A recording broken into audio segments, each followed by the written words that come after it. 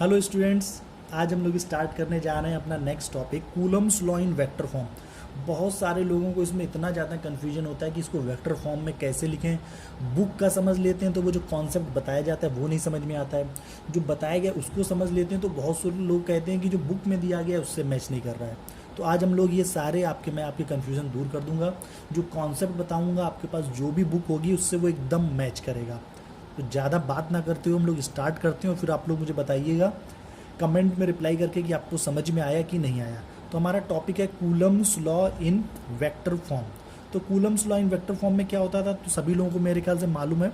हमारे पास 2 point charge होते थे, तो चलिए बना लेते हैं 2 पॉइंट चार्ज। एक पॉइंट चार्ज ये रहा और एक पॉइंट चार्ज हमारा ये रहा। इसके पास कितना चार्ज है, तो हम लोगों ने मान लिया कि इसके पास चार्ज Q1 है और इसके पास जो चार्ज है वो हमारा कितना है, Q2। और ये हमारे अपोजिट चार्जेस भी हो सकते हैं, एक पॉजिटिव एक निगेटिव भी हो सकता है और दोनों हमारे पॉजिटिव चार्ज भी हो सकते हैं। और इन दोनों के बीच की जो डिस्टेंस है वो डिस्टेंस हम लोगों ने मान ली, वो डिस्टेंस हमारी कितनी है, स्मॉल r। ठीक है। और इसके लिए हम लोग क्या लिखते थे, फॉर्मूला लिखते थे कि इनके बीच या तो फोर्स ऑफ अट्रैक्शन होगा या फिर फोर्स ऑफ रिपल्सन होगा। और वो फोर्स अगर आपको याद हो तो कितना होता था, F is directly proportional to होता था Q1 Q2 divided by r square. Proportionality का साइन हम लोग हटाते थे तो एक कांस्टेंट आ जाता था K Q1 Q2 divided by r square. और इस K को हम लोग एक टर्म्स में लिख सकते थे, वो होता था हमारा 1/4 पाई एप्सिलॉन नॉट, जिसकी वैल्यू होती थी 9 इंटू 10⁹ और Q1 Q2 upon are square. तो इतना मेरे ख्याल से सभी को समझ में आ गया है। लेकिन अब अगर इसको हमें वेक्टर फॉर्म में लिखना है तो कैसे लिखेंगे, तो आइए अब हम लोग उसको समझने की कोशिश करते हैं। हमारे पास हम लोगों ने मान लिए दोनों सेम टाइप के चार्जेस हैं, दोनों हमारे पास पॉजिटिव चार्जेस हैं और ये एक दूसरे से कितनी डिस्टेंस पे रखे हुए हैं, r डिस्टेंस पे रखे हुए हैं, r डिस्प्लेसमेंट पे रखे हुए हैं। सारी चीज़ें हम लोग वेक्टर के टर्म्स में बोलें तो इनके बीच की ये जो डिस्प्लेसमेंट है वो कितनी है, r है। बहुत अच्छी बात है, ठीक है। तो इसके ऊपर चाहो तो हम लोग वेक्टर भी बना सकते हैं। अच्छा बताइए, इस Q1 के ऊपर ये Q2 वाला फोर्स लगाएगा कि नहीं लगाएगा। अगर निगेटिव अपोजिट चार्ज होते तो ये एक दूसरे को अट्रैक्ट करते और सेम चार्ज है तो एक दूसरे को रिपेल करेंगे। तो Q1 के ऊपर बताइए कि Q2 फोर्स लगाएगा और उस फोर्स की डायरेक्शन कौन सी होगी, तो उस फोर्स की आपको डायरेक्शन याद रखनी है, ये होगी उस फोर्स की डायरेक्शन। और ये फोर्स की डायरेक्शन क्या होगी, along the line joining the two charges. ऐसा नहीं कि ये वाला जो चार्ज है वो फोर्स इस तरफ लगा देगा और इसको धकेल देगा इस तरफ। ऐसा नहीं होगा कि इसके ऊपर फोर्स लगा देगा इस डायरेक्शन में, आपकी मर्जी से काम नहीं चलेगा। फोर्स किस तरफ लगाएगा, इस डायरेक्शन में, क्योंकि ये जो हमारा फोर्स होता है वो कैसा फोर्स होता है, एक सेंट्रल फोर्स होता है। आपको पता होना चाहिए इलेक्ट्रोस्टैटिक जो फोर्स है वो सेंट्रल फोर्स है, सेंटर टू सेंटर फोर्स लगाएगा। और बुक की लैंग्वेज में बोले तो along the line joining the two charges. दो जो हमारे पास चार्जेस हैं, पॉइंट चार्जेस हैं, इनको जो 2 लाइनें जोड़ रही हैं उसी लाइन के अलोंग, मतलब उसी लाइन के अलोंग का मतलब ये इस डायरेक्शन में फोर्स लगाएगा। और इस फोर्स को हम लोग क्या बोलेंगे, इसको आपको समझना है, force on one due to two. इसको हम लोग कैसे लिख रहे हैं, F12। और F12 को हम लोग पढ़ेंगे कैसे, force on one due to two या फिर बाई टू। इसकी जगह पे भी सिर्फ हम लोग क्या लिख सकते हैं, बाई। और Q1 क्या करेगा, Q2 के ऊपर फोर्स लगाएगा। ये भी फोर्स की डायरेक्शन किस तरफ होगी, इस डायरेक्शन में होगी। ये भी आपकी ऐसा नहीं हो सकता कि इस तरफ हो या फिर आपकी इस डायरेक्शन में हो। तो ये जो फोर्स होगी इसको हम लोग लिखेंगे F21। क्या लिखेंगे, F21। तो F21 का मतलब क्या होगा यहाँ पर, force on two due to 1।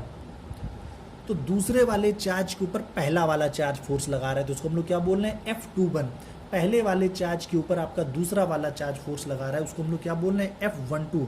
और ये कैसी होगी, along the line joining the two charges. तो इसको हम लोग बना देते हैं ऐसे वेक्टर और इसको बना देते हैं वेक्टर। और मैंने बोला दोनों चार्जेस के बीच की डिस्प्लेसमेंट है r, तो इसके ऊपर भी हम लोग लगा देते हैं वेक्टर।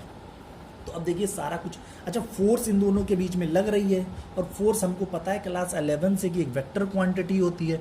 तो अगर वेक्टर क्वांटिटी होती है तो आपको कहा जाएगा कि ऐसे कूलम्स लॉ लिख के काम नहीं चलेगा, आपको कूलम्स लॉ लिखना पड़ेगा किस फॉर्म में, वेक्टर फॉर्म में। और फिर आपका दिमाग घूम जाएगा कि वेक्टर फॉर्म में इसको कैसे लिखें। तो अब हमें इसे लिखना है वेक्टर फॉर्म में। मीन्स इस f के ऊपर हमें क्या लगाना है, वेक्टर लगाना है। तो इस f के ऊपर जब वेक्टर तुम लगा दोगे तो आगे वाली क्वांटिटी में थोड़ा सा चेंज होगा, और वो चेंज क्या होगा इसी को हमको इस लेक्चर में क्या करना है, समझना है। तो बात समझ में आ गई, ऐसे लिखा चल गया, लेकिन कहेगा वेक्टर फॉर्म में लिखो तो सिर्फ इसके ऊपर ऐसे एरो बना के काम नहीं चल जाता है कि एरो लगा दिया बस हो गया वेक्टर फॉर्म, ये नहीं होगा। अब हमें देखो क्या करना पड़ेगा। अब उसके लिए थोड़ा सा एक चीज़ हम लोग समझते हैं। एक हम लोगों ने डिस्प्लेसमेंट क्लास 11 में मेरे ख्याल से सभी लोगों ने पढ़ा हुआ है, और किस तरीके से हम लोगों ने पढ़ा हुआ है तो हम लोगों को याद हो तो इस तरीके से ये हम लोग बनाते थे दो कोऑर्डिनेट, एक एक्स एक्सिस एक वाई एक्सिस। ये होता था इसका ओरिजिन।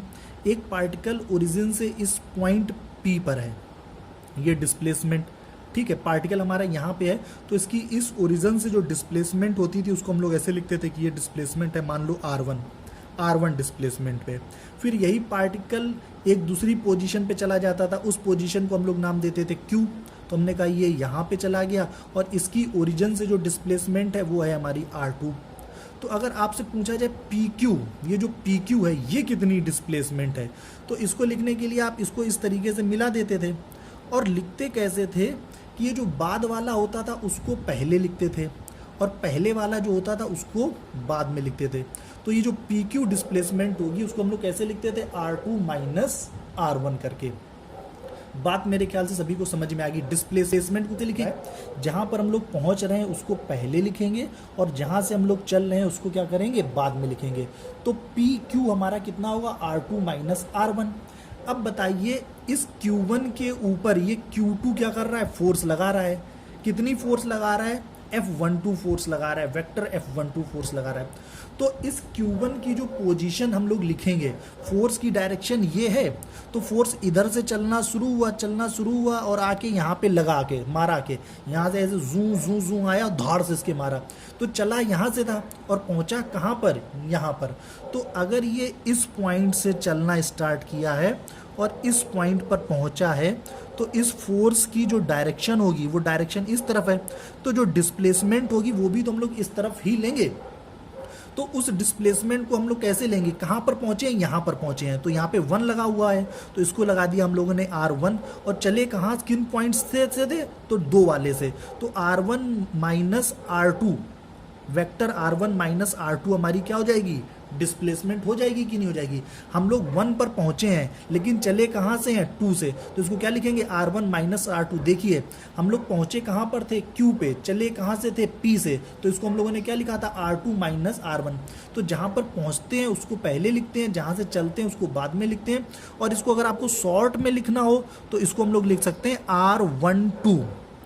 पहले वाले का R लिखा कॉमन, पहले वाले का 1 लिया, दूसरे वाले का 2 लिया, और इस R12 को हम लोग क्या बोलेंगे, ये हमारा क्या होगा, R12 हमारा होगा position vector of Q1 with respect to Q2। बात समझ में आई।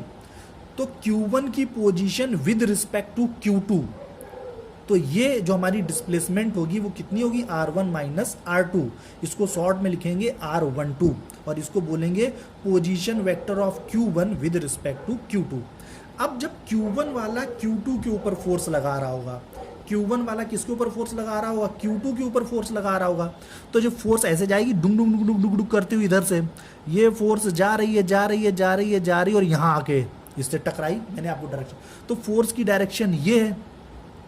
तो चल रहे हैं इधर से और पहुंच रहे हैं इस तरफ। किस तरफ से चलना शुरू किया है, यहाँ से चलना शुरू किया है और पहुंचे यहाँ पर हैं। तो जहाँ पर पहुंचते हैं उसको पहले लिखते हैं, तो हम लोग पहले लिखेंगे R2, माइनस लगाएंगे और बाद में लिखेंगे R1 और इनके ऊपर लगा देंगे हम लोग वेक्टर। इसको अगर शॉर्ट में आप लिखोगे तो लिखोगे R21। इसको शॉर्ट में क्या लिखोगे, R21। और R21 का मतलब आपका क्या होगा, R21 का मतलब होगा position of vector, position vector of Q2 with respect to Q1, या फिर हम लोग बोलें जो सेकंड की पोजीशन विद रिस्पेक्ट टू 1, और इसको क्या बोलेंगे, फर्स्ट वाले की पोजीशन विद रिस्पेक्ट टू 2। तो चार्ज Q1 की पोजीशन जो होगी विद रिस्पेक्ट टू Q2 कितनी होगी, तो position of one with respect to two, तो इसकी डायरेक्शन किस तरफ होगी, इस तरफ होगी।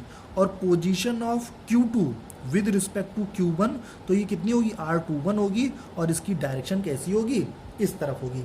और इसको हम लोग किसके टर्म्स में लिखेंगे, ऐसे वेक्टर के फॉर्म में लिखेंगे। तो फोर्स हमको वेक्टर के फॉर्म में पता चल गया। पोजीशन हमारी कैसे लिखेंगे, तो इस तरीके से लिखेंगे, ये बात हमको समझ में आ गई। अब एक चीज़ और समझो क्लास 11th की, कि अगर हम लोगों को याद होगा कि हम लोग ए कैप लिखते थे, यूनिट वेक्टर लिखते थे, तो यूनिट वेक्टर किसके बराबर होता था, वेक्टर और उस वेक्टर के मैग्नीट्यूड के। यूनिट वेक्टर वो वेक्टर होता था जिसका मैग्नीट्यूड हमारा कैसा होता था, यूनिटी होता था। ठीक है, तो यूनिट वेक्टर ए कैप किसके बराबर होता था, vector a divided by mod of a. इसका मतलब क्या है वो समझो।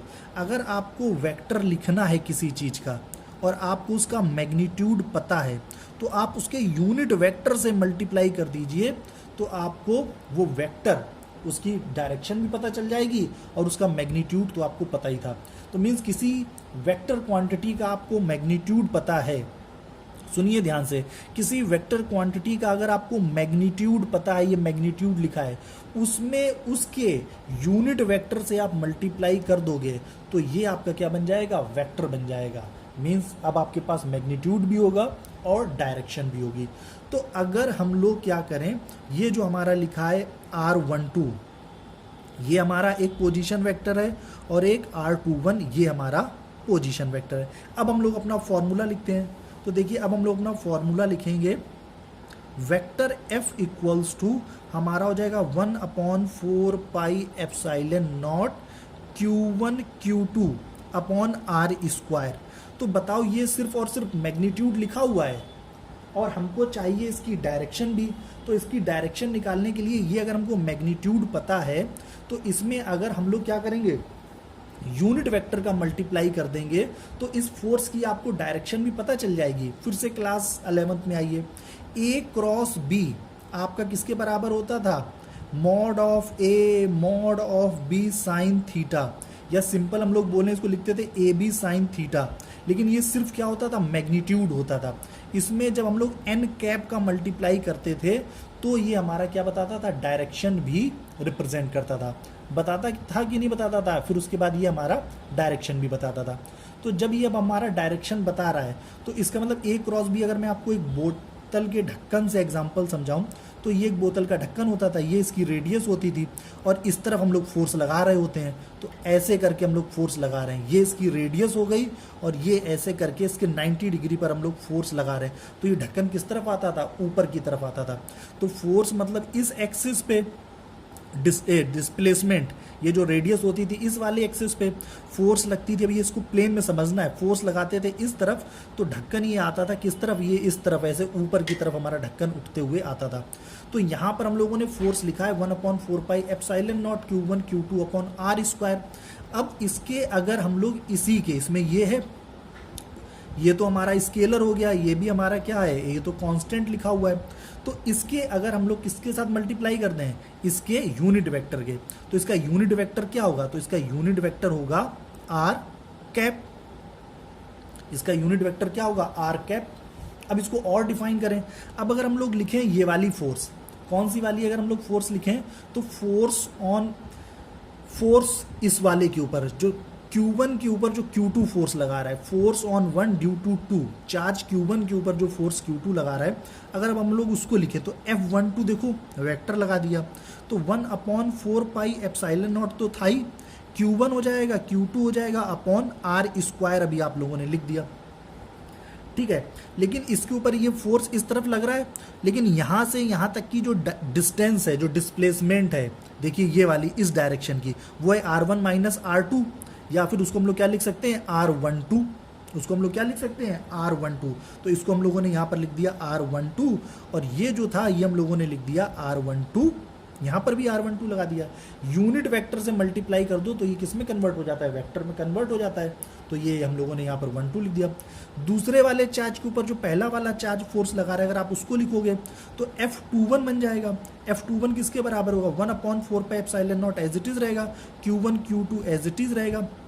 नीचे 2 से 1 की तरफ, तो 2 वाले के ऊपर फोर्स लगा रहा है पहला वाला, तो डायरेक्शन है ये वाली, मतलब R2 माइनस R1, तो इसको हम लोग क्या लिख सकते हैं, R21 लिख सकते हैं। तो यहाँ पर हम लोग क्या लिख देंगे, R21 कैप लिख देंगे। मेरे ख्याल से ये बात सभी को समझ में आई। अब इसको अगर यूनिट वेक्टर के टर्म्स में नहीं लिखना है तो हम लोग इसको कैसे लिख सकते हैं, तो F12 वेक्टर जो होगा वो किसके बराबर होगा, 1/4 pi epsilon not Q1 Q2 divided by, अब बताइए R12 की वैल्यू क्या होगी, कैप वाले की वैल्यू क्या होती है, वो वेक्टर लिखिए और उसका मैग्नीट्यूड लिखिए। तो R12 का हम लोग क्या लिख दें, वेक्टर लिख दें, तो R12 वेक्टर और इसका मैग्नीट्यूड लिख दें तो R12, और यहाँ पर एक और R12 हो जाएगा, तो जो 2 था वो क्या बन जाएगा, 3 बन जाएगा। और इसी तरीके से अगर हम लोग F21 लिखें तो ये बन जाएगा 1/4 pi epsilon not Q1 Q2, और यहाँ पर हम लोग क्या लिखेंगे, R21 वेक्टर लिखेंगे और नीचे आपका क्या जाएगा, R21 क्यूब आ जाएगा। तो आपको कुछ इस फॉर्म में आपको अपनी नोटबुक में मिलेगा, और इस फॉर्म में भी आपको मिल सकता है, और कुछ लोग आपको इस फॉर्म में भी बताएंगे जो मैंने आपको बताया कि आप F21 को कैसे लिख सकते हो, 1/4 pi epsilon not Q1 Q2। मैंने आपको बताया R12 क्या है, ये मैग्नीट्यूड लिखा हुआ है, R12 का मतलब क्या है, R1 माइनस R2, और ऊपर आपका क्या लिखा हुआ है, ये भी इसको हम लोग लिख सकते हैं R1 माइनस R2, ये लिख दीजिए। और F12 की अगर हम लोग बात करें और F21 अगर हम लोग लिखेंगे तो 1/4 pi epsilon not Q1 Q2, F21 है तो R2 माइनस R1 का क्यूब कर दीजिए और ऊपर R2 माइनस R1 वेक्टर के टर्म्स में लिख दीजिए। तो आपको बुक्स में इस तरीके से भी मिलेगा, आपको इस तरीके से भी मिलेगा, इस तरीके से भी मिलेगा, लेकिन इनमें आप लोगों को बहुत सारे लोग कंफ्यूज कर देंगे। आपको कंफ्यूज नहीं होने के लिए याद क्या रखना है इसकी पोजीशन के लिए, कि अगर आपके पास 2 चार्जेस हैं, एक बार मैं फिर से आपको बताता हूँ, बिल्कुल भी कंफ्यूज नहीं होना। 2 चार्जेस हैं, इनके बीच की डिस्टेंस ये R है, ये चार्ज Q1 है, ये चार्ज Q2 है। Q1 के ऊपर Q2 फोर्स रिपल्सिव फोर्स लगाएगा, रिपेल करेगा Q1 को, अगर सेम चार्ज है तो वो फोर्स इस तरफ लगेगी और उस फोर्स को नाम दोगे आप F12। Q1 Q2 के ऊपर जो फोर्स लगाएगा वो इस तरफ लगाएगा, उसको आप नाम दोगे F21। और ये डिस्प्लेसमेंट है, तो हम लोगों को पता है कि पोजीशन जो मैंने अभी आपको बताई थी, जहाँ पर ख़त्म होती है उसको पहले लिखते हैं R2 और जहाँ से स्टार्ट करते हैं उसको बाद में लिखते हैं। तो अगर आपको लिखना है ये वाली पोजीशन, आप इस तरफ से इस तरफ जा रहे हो तो पहुँचे तो यहाँ पे हो और चलना शुरू कहाँ से किया था, यहाँ से शुरू किया था, तो इसको हम लोग क्या लिखेंगे, जहाँ पर पहुँचे उसको पहले R2 और जहाँ से चलना शुरू किया था उसको R1।